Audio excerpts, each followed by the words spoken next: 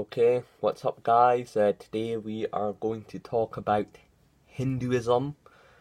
Now, I always thought it was a bit weird how Hinduism has the same stigma as Islam does, such as forced marriage, honour killings, and dowries. And it's been going on for way longer because Hinduism is way older than Islam.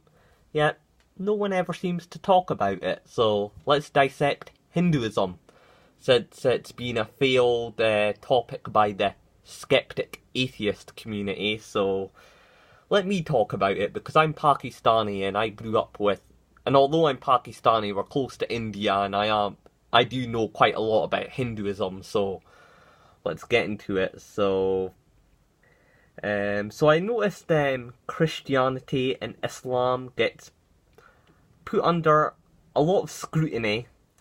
Wonder why? Oy vey. I noticed this one just seems to walk on free without any criticism whatsoever. I think because there's not much Indians in the United States, and America does seem to be the centre of debate when it comes to Western civilization, while most European countries tend to just follow whatever narrative comes out of American media and TV and culture and all that sort of thing. The main argument Hindus have is, Hinduism has never invaded another country. Well, if you look at the geography of India and its position, there's a reason why people don't consider Indians as Asians, outside of the UK that is, as the subcontinent is almost an island shaped as an icicle, with the Himalayas at the top, the Indian Ocean at the bottom, and the Ganges River to the west, with the Hindu Kush in the east, which does join on to the Himalayas. So yeah, the reason for such mountainous environments is because India was originally a separate plate which crashed into the Asian mainland, creating rifts in between India and mainland China and Afghanistan. With mountains, you get rainfall and rivers, hence the Ganges. So in a way, Hinduism spread as far as it possibly could, due to its geography. While Islam and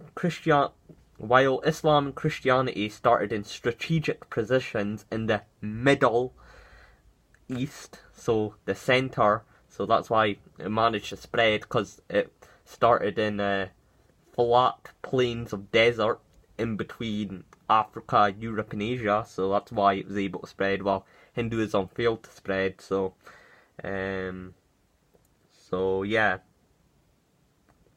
And obviously with the Middle East, obviously with being the centre hub of the Silk Road as well, so that's why it managed to catch on. So much trading going on there, and so much camel caravans delivering spices, herbs, goods, wines and other goods, and going through the system.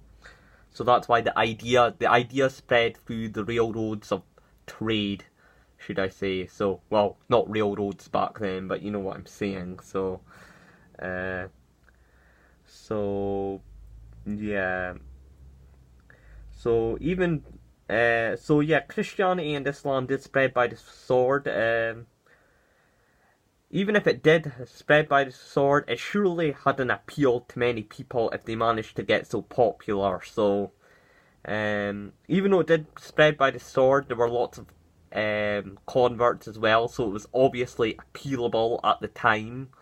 Well, the reason Hinduism hasn't left India is because, well, I'm sorry, meditating over a cow probably didn't appeal to much people, you know.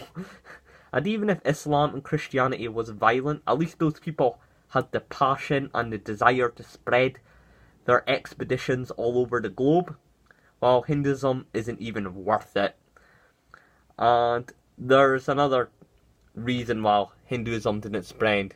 2 words: caste system. Why go elsewhere to rape, pillage, invade when you could do it in-house? India is huge, and the reason for such poverty in India is because of this system, in which I'm surprised did not lead to a communist-like revolution during the 19th and 20th century. Even today it still shocks me, as the inequality is still that bad.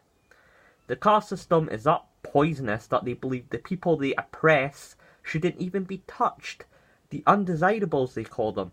And it's because of their belief the low castes can't even be in the army. Only the elites is the reason India hasn't even been able to invade another country, or usually end up being conquered by other people. You would definitely be considered more equal in another religion. And if Hinduism is so great, how come they have even lost followers in their own turf? Sikhism managed to get a following, so did Buddhism. Heck, Buddhism managed to make it through a large area of Asia. They didn't. And obviously Buddhism wasn't violent or didn't have to conquer, so I know it's currently doing it right now in Myanmar and Burma, but old Buddhism didn't have to spread by the sword, so yeah. And it's managed to spread through China, Japan, Korea, and all that sort of things.